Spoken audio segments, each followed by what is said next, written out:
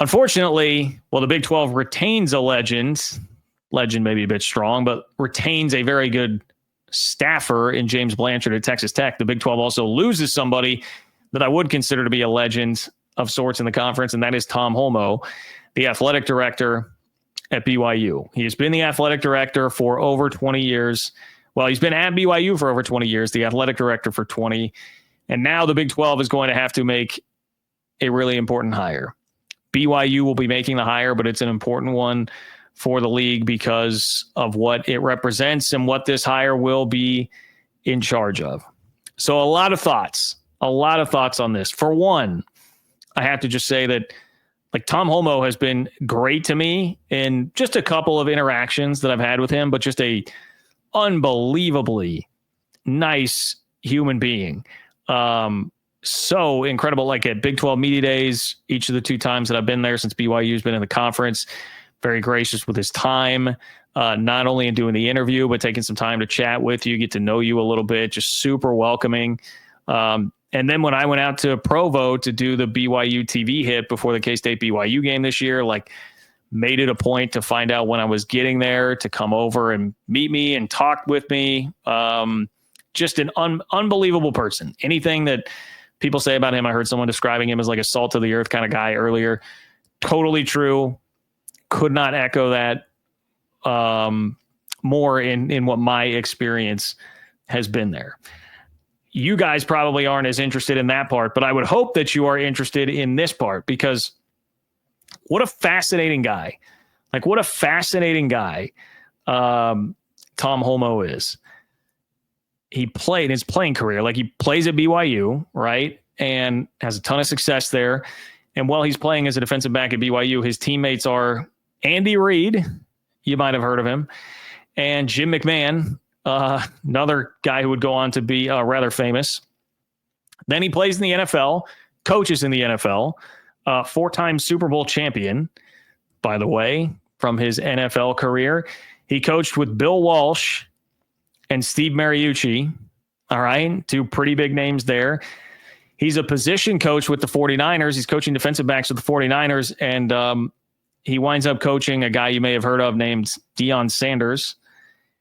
And then he turns into the head coach of Cal, which I did not realize until literally today as I was going through some of the background of his career, and takes over after that with a job in the BYU athletic department, eventually leads to the AD job. And then since he got to BYU has just overseen a tremendous transformation of the athletic department to get to the point where they're now in a conference. Like he oversaw what's a really tough thing to do, navigating independence there in football, made some great hires. Bronco Mendenhall, Kalani Sitake gets the football program back in shape to be ready to go when the call finally came to jump into the Big 12. And then, I mean, even from there, I would say had a pretty steady hand and a good read on the Kalani Sitake situation. Didn't jump the gun when, some places, BYU I don't think is one of those places, but some places that would have an itchy trigger finger, like an Auburn, something like that, like may not have stuck with Sitake to get to this season. Like, hey, man, that was a tough year 1 of the Big 12. That's not what we're looking for. Stayed the course, and obviously it paid off big time with an 11-win season last year. I mean, the hires in basketball, back to Dave Rose and Mark Pope. And now I loved the Kevin Young hire at basketball, in basketball. And I think that's going to pay huge dividends. And they look like they're probably going to be a tournament team again this year in basketball. So I think just an incredible list of accomplishments, 4 national championships under his watch. The overall athletic department in terms of what it does for the league is very important when it comes to like the Learfield Cup, which is given to the best overall athletic department in the country. Actually being competitive there is something the Big 12 does definitely need. Now, I know we talked about that the other day because someone brought it up and I said, man, it's not really important from like a realignment standpoint, or just competing with the SEC and Big Ten standpoint. It's probably not going to do you very much good monetarily, but just from a respect standpoint, like, yeah, it helps for the Big 12 to have a school and an athletic department that can do that. And he has overseen that. So I cannot say enough about how much respect I have for Tom Holmoe at BYU, and just what a legendary career. I can't think of a better word than just generally legendary career, all the way back to his playing days, to coaching, to now as an administrator, doing it at every single level as a lifer in college athletics. But now that obviously leaves a pretty big hole to fill. And BYU is going to have plenty of good candidates to fill this. I don't really worry too much about that. There are definitely going to be good candidates here. But it is a really important hire because I just said, like, hey, one, having an overall athletic department that's in really healthy shape that can help for the sake of the league is an important thing. But beyond just overall athletic department, having BYU football be relevant is a great thing.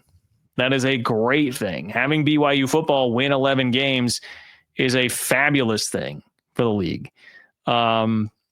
If that can continue, that really elevates brand value of the league just because of the national and international reach that BYU has. They are certainly a recognizable brand across the country. They are one of just a few football national championships that exist in the Big 12 currently that are still here actually in the league.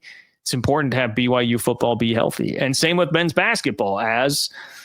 What do I talk about all the time with Brett Yormark? He wants to eventually, the idea has been to decouple basketball, sell the basketball TV rights separately from football TV rights. And man, that can be an important way to make extra money for the conference, which means there you go. BYU valuable in making money for the conference if basketball can continue to be very valuable, a part of, and there have been some great moments like back to Jimmer, right? I mean, Tom Holmoe is the athletic director when Jimmer Fredette is roaming the campus and is becoming a superstar. BYU can keep churning out great basketball players, and I would say that they've got the head coach in place right now, obviously with his NBA background, to really help lure high-level talent like that into the program. That can become a really valuable asset too if men's basketball is going to continue to be really, really successful there. So it's an important hire for the league, man. It absolutely is. Now, one thing that I find fascinating about the hire is this from Matt Brown. So I want to show you this tweet from Matt Brown, who writes the Extra Points newsletter and has covered college sports for a long time and has a background related to BYU. So Matt Brown says, hearing that while BYU will very strongly consider internal candidates, don't be surprised to hear possible names at athletic director that are not from the college sports industry at all. Given where the LDS talent is and how the AD gig is changing, expect lots of outside industry executive candidates.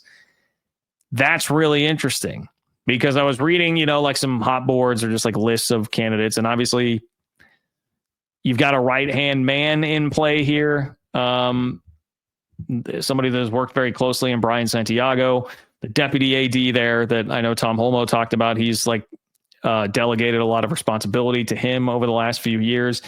You're going to get, I've seen Liz Darger, Chad Lewis, another guy from inside BYU. You're going to get some names that are like internal candidates there, but I am very intrigued. We're sitting here in a league. Sorry, guys, I realize that looks kind of small there, the way it's set up. We're sitting here in a league where the commissioner of the league, that I certainly praise a lot and clearly has done a good job with the big picture direction of the league, came from completely outside of college athletics. Much more, was literally in entertainment right before, also had worked in professional sports, but more entertainment, marketing, meeting the moment. That is how you meet the moment where the Big 12 was what they needed. This is a meet the moment kind of hire for BYU with college athletics really changing. So, on one hand, I know Holmoe talked about leaving BYU in a pretty stable and good place, and I totally agree with that. Obviously, I think that is very true. But with the general landscape of college athletics, it's also a completely unprecedented time for somebody to be making a hire. And look, I think you're going to start to see more and more of this. Like athletic directors that have been around for a long time are going to be like, man, all of a sudden I got to find $20 million more for revenue sharing. Like what am I dealing with? And the portal's going crazy. And it's just, this is not really what I signed up for when I started in college athletics 40 years ago. You're going to have a lot of places making hires like this. Okay. But it is a really tricky time to be making this hire. And I think you do need to think outside the box. At the very least, you need to be interviewing outside the box to see what is out there and what kind of interest there is in the position and what kind of ideas people have there, because it's probably not going to be a time where like your traditional college athletics lifer is going to be at least the most dynamic hire for this point in college sports history. I mean, if you expect, now athletic directors are not sticking around as long at schools as they used to, but if you expect that this next hire is going to be there for at least 5 years into the 2030s, well, we're talking about the next major tectonic shift in college athletics happening by then. Everybody thinks that will be the case. Big 12 TV contract is going to be coming up. SEC TV contract will be coming up. That's when speculation is that the next big like realignment wave is going to happen. You're going to need a steady hand and somebody that you really trust to be in place making the hire then. So this is big. This is very important. I would say the same thing about like any school that is trying to make an athletic director hire right now. But BYU, make no mistake about it, is going to be a really important school that the Big 12 will need to continue to have success in order for the Big 12 to maximize what it is going to be. Like it or not, agree with me or not, I do think that is the reality. So I will be fascinated to follow this and see what kind of candidates are out there and what hire BYU is going to go with. And then what is going to be the trend? Are you going to see more athletic directors that start to be hired outside of the traditional realm? I mean, we had a run on that with commissioners. Bray Yormark was not the only one. George Kliavkov came from the MGM Grand in Vegas, came from the entertainment world. Kevin Warren did not come as a traditional lifer in college athletics when he was hired by the Big Ten. Now, he was also, it's not like that worked super well. There were some issues there, and he was out pretty quickly, but he did not come from a traditional college sports background. Got to run on that. Will that start to happen with athletic directors now? I would expect BYU to be, pretty aggressive and on the cutting edge of at least exploring that if Matt Brown is reporting that, because I definitely do trust him. So anyway, yes, much love to Tom Holmoe and everybody at BYU.